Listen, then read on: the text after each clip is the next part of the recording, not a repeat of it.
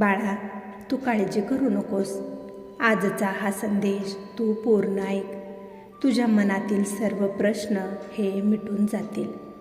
विश्वास ठेव.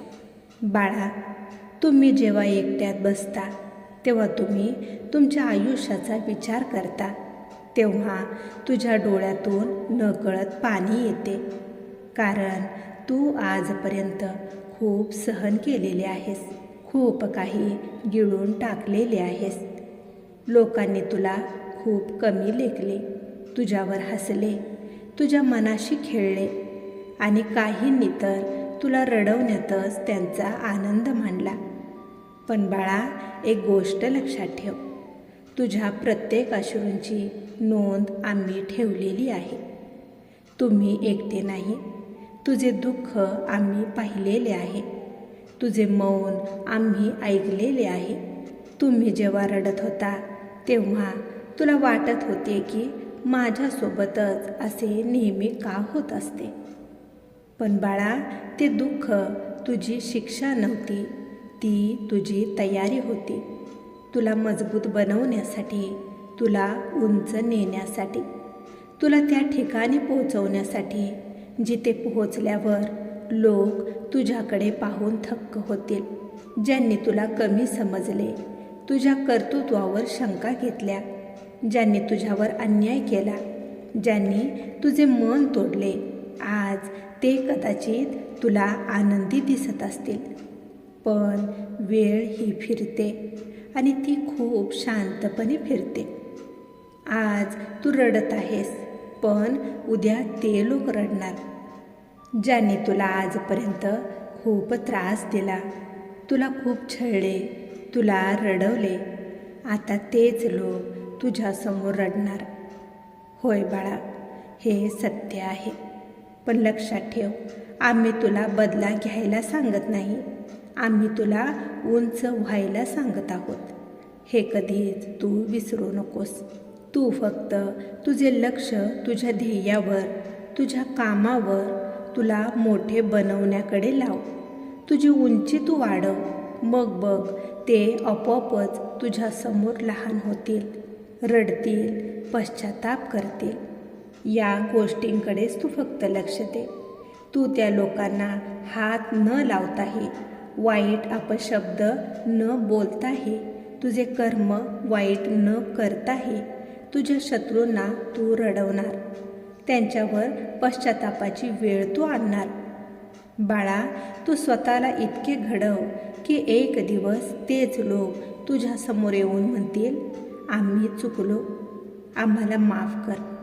बाळा, तू एवढी शांत आणि सामर्थ्यवान हो की ज्या वेळेस त्यांच्या डोळ्यातील पाणी तुला दिसेल तेव्हा तुझ्या मनात राग नसेल. तुझे मौनच तुझी ताकद आहे. तुम्ही जितके शांत राहाल तेवढे तुम्ही शक्तिशाली बनाल, मनाने आणि विचारांनीही. लोकांना वाटते जो बोलत नाही तो कमकुवत आहे, पण खरे तर जो सगळे सहन करूनही शांत राहतो तोच खरा योद्धा असतो. त्यामुळे बाळा, स्वतःला कधीच तू कमजोर समजू नकोस. तुझ्यात खूप सामर्थ्य आहे. तू खूप शक्तिशाली आहेस. तू आमचा अंश आहेस. त्यामुळे स्वतःला कधीच कमी लेखू नकोस. तू आज जी लढाई खेळत आहेस ती लढाई तू नक्कीच जिंकणार. आमचा आशीर्वाद नेहमी तुझ्यासोबत आहे. सर्व काही तुझ्या मनासारखेच होणार. सर्व काही तुझे उत्तमच होणार. बाळा, तुझ्या या आईवर जर खरंच विश्वास असेल तर स्वामी माऊली लिहायला विसरू नकोस. बाळा, तुझ्यावर खूप अन्याय झाला, हे खरे आहे. पण त्याच अन्यायाने तुला वेगळे, तुला मजबूत बनवलेले आहे. तुझ्या आत एक जिद्द निर्माण केली आहे, एक आग पेरलेली आहे आणि ही आगच तुला यशाच्या शिखरावर घेऊन जाणार. विश्वास ठेव.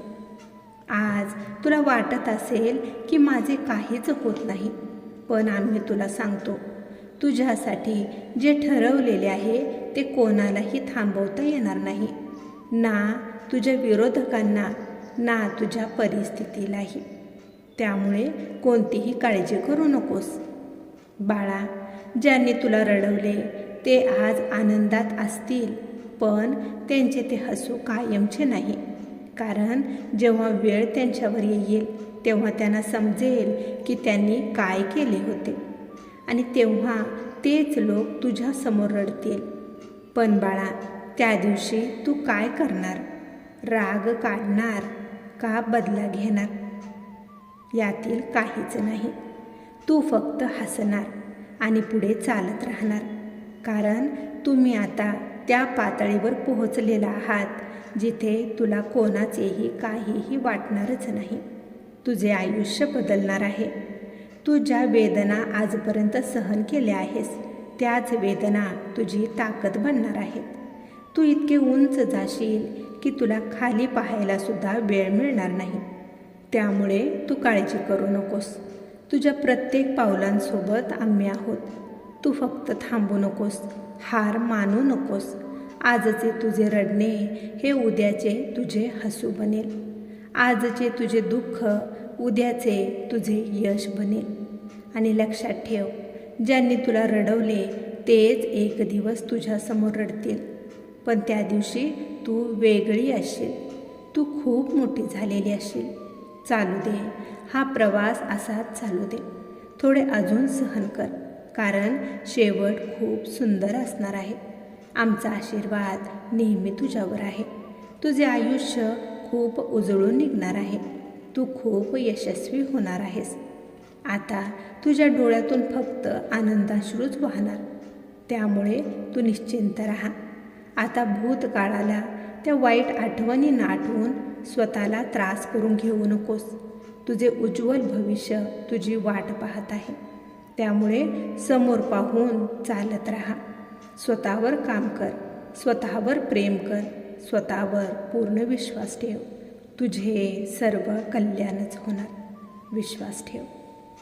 बाळा, तुझा आमच्यावर जर खरंच विश्वास असेल तर श्री स्वामी समर्थ लिहायला विसरू नकोस. तुझे कल्याण होईल. स्वामी भक्तांनो, तुम्हाला जर आजचा हा संदेश आवडला असेल तर या संदेशाला लाईक करून कमेंट करायला विसरू नका. तसेच हा संदेश शेअर करायला देखील विसरू नका. कारण तुमच्या एका शेअरमुळे कोणाच्या तरी आयुष्यात थोडी जरी आनंदाची उमेद निर्माण झाली, त्यांच्या आयुष्याला नवीन दिशा मिळाली, तर याच्या आशीर्वादाचे फळ तुम्हाला नक्कीच मिळेल. त्यामुळे असेच स्वामींचे संदेश दररोज ऐकण्यासाठी स्वामी कन्या पौर्णिमा या चॅनेलला नक्की सबस्क्राईब करा आणि बेल आयकॉन दाबा. त्यामुळे नवीन व्हिडिओचे नोटिफिकेशन लवकरात लवकर तुमच्यापर्यंत पोहोचेल.